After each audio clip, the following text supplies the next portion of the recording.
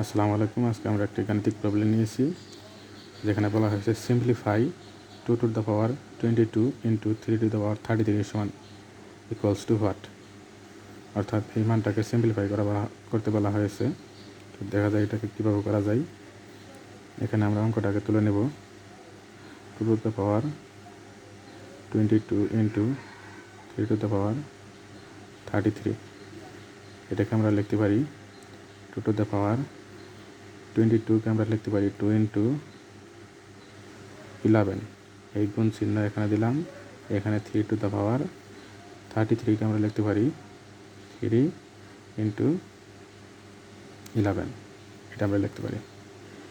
এর পরবর্তীতে আমরা লিখতে পারি যে আমরা একটা সূত্র জানি যে e to the power m whole to the power n সমান e to the power m n, এটাকে আমরা লিখতে পারি। তো এখানে e to the power m n আকারে আছে, আমরা e to the power m whole to the power n আকারে লিখতে পারি। তাহলে আমরা লিখতে পারি যে 2 to the power 2 whole to the power 11, অর্থাৎ এই সূত্র অনুযায়ী এরকম আছে, আমরা এরকম করে লিখব into 3 to the power 3 whole to the power 11।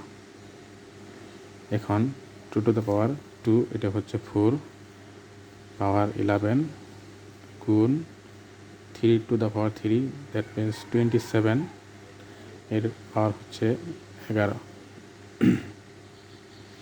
এখন যদি এরকম থাকে যে e to the power m into b two the পাওয়ার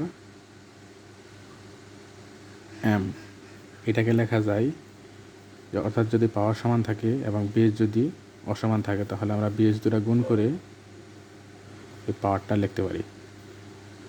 অর্থাৎ এই সূত্র অনুযায়ী আমরা লিখতে পারি 4 into 27 whole to the power 11। এখন আমরা 4 ইন্টু 27, এর মানে হচ্ছে 4 ইন্টু 27, 27 দুগুণে 54, 108 পাওয়ার হচ্ছে 11।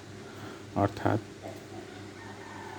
এই অঙ্কটা হচ্ছে 108 টু দ্য পাওয়ার 11। এটাই হচ্ছে এর সিম্পলিফাই, অর্থাৎ সরলীকরণ। তো এরকম আরও ভিডিও পেতে হলে আমার চ্যানেলটিকে সাবস্ক্রাইব করে পাশে থাকবেন।